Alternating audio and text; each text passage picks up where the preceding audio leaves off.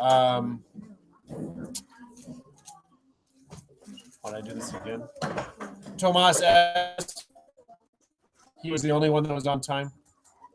So thank you for doing that. And I apologize to you, Tomas, for wasting your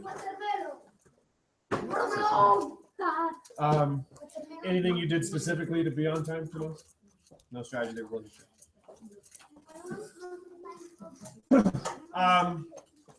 The watermelon. Oftentimes when we're writing workshop career, I hope you've been told in your life that you shouldn't write about watermelons, you should write about watermelon seeds. Yes. I hope at some point someone has talked to you about that, because that is something that is a theme that's repeated from kindergarten all through 4th grade. This whole idea about you should be writing about a teeny tiny time, not about the whole thing. And one of the ways they talk about that is the watermelon. Well, today what we're going to talk about is writing about something tiny in order to create a watermelon. Okay? It's in order to create a big idea. All right, and so that's what we're going to talk about today, is that sometimes writers can communicate bigger meaning by writing small. Okay, by writing small. And I'm going to give you an example of that right here.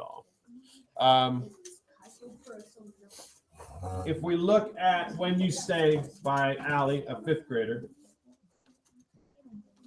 she was talking about at the beginning about this whole idea about being brave, but then I want to show you a part here. It says, I walked in, then started to turn around. I stopped mid-turn. No, Allie, stay, I told myself. I took a deep breath. I began to walk toward the bed again. I crawled up onto the bed, being very quiet, trying not to wake him if he was asleep. He wasn't. Today at soccer, I was running down the field. I wound up for a big shot, kicked it. It stopped about 2 feet from the goal. We can work on my shooting together, I said. No reply. Does he not care? Is he in too much pain? That was it. That was the whole reason he was in bed. Too much pain. The pain had not only taken over my dad's life, it had taken over mine. She took, if we go right before that big idea, this whole idea that her dad is in pain,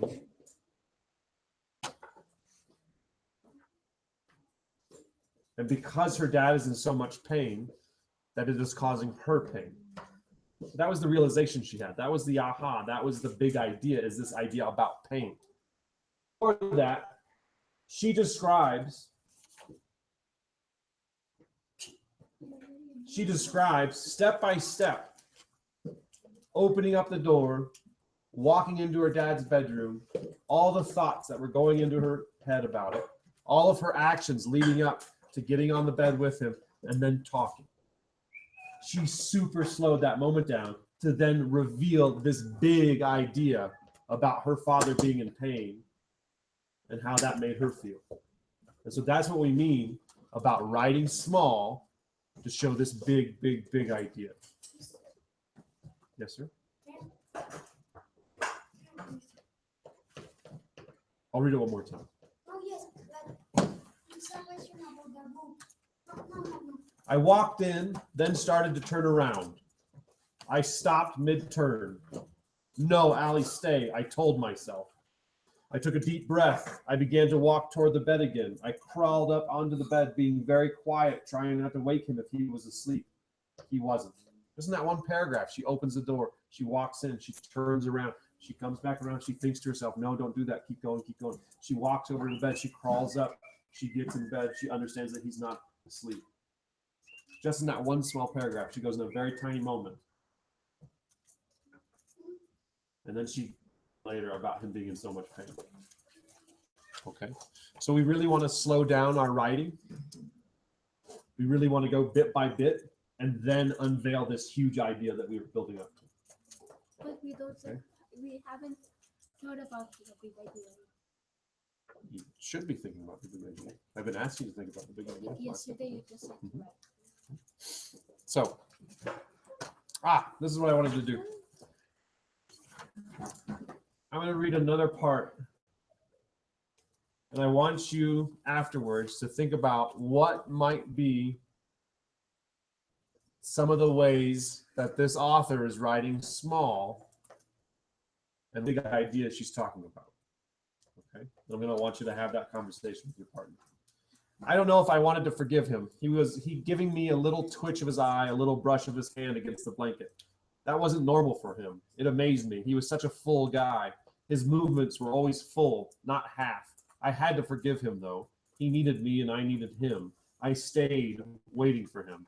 I sat next to him, holding his hand, watching the clock tick by. 3:33, 3:34, 3:35. Gentlemen, I gently let go of his hand.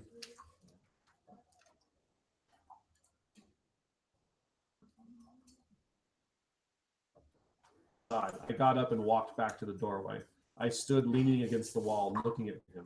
I stood there waiting, expecting him to talk to me, expecting him to push his pain behind him. If I stood there long enough, get up and practice my shot with me. No, he couldn't. I knew that. So I guess I was just going to have to wait a while, so I stayed. When you're done falling off a cliff, when you're out of surgery, to check for infections from when you were shot with a bullet, people clap and cheer for you. And on your return home, news cameras are waiting to interview you. Those people's signs of bravery are on the outside. But when you walk away from a bully that you left behind wide-eyed, or when you stand close to the thing you were once scared of, those people's signs of bravery are the feeling of proudness, the feeling of people clapping that is on the inside of you. My sign was little sparkles, like a fairy sparkling her golden dust over me. So what were the little actions that she talked about that led into a big idea that she was referring to? What might have been those things? Have that discussion with your partner right now, please. She talked about how she was scared of What specifically, what were the specific things she talked about? and then she went they talked about how shot and then she talked about standing up for a bully and how that's And what were some of the ways that she communicated that small moment? What was her small writing?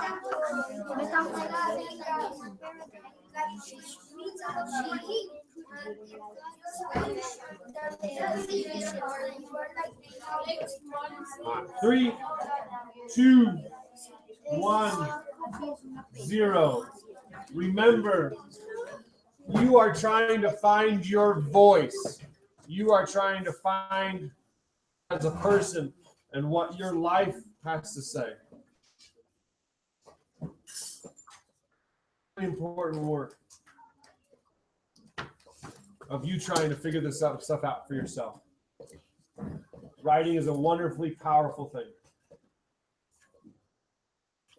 So take it seriously and develop your craft. Remember, you are trying to write small to write big. However, maybe you've only been talking about big stuff. Maybe you've only been talking about big ideas in your writing. Well, today, then you would want to try and write really, really small about stuff. So it depends on where you are. Maybe you have been writing small, and today you really need to go for that big idea. What are you trying to say? What is your idea? Or, again, maybe you've been talking about ideas, and now you need to get really small. What are some very precise? So this is the whole thing. We slow it down, focus on a moment, maybe before we had that realization or that big idea. So by the end of workshop, what you will turn in individually is when is a time you had a realization about something. So you will write that down just on a piece of paper, just short. What was the moment that you had that led you to this big idea or big realization? That's what you will write down on a separate piece of paper and give to them. So as you work today, remember it's a page and a half. If you're writing big about big ideas, try to go small today. If you've just been talking about small moments, try to go big today.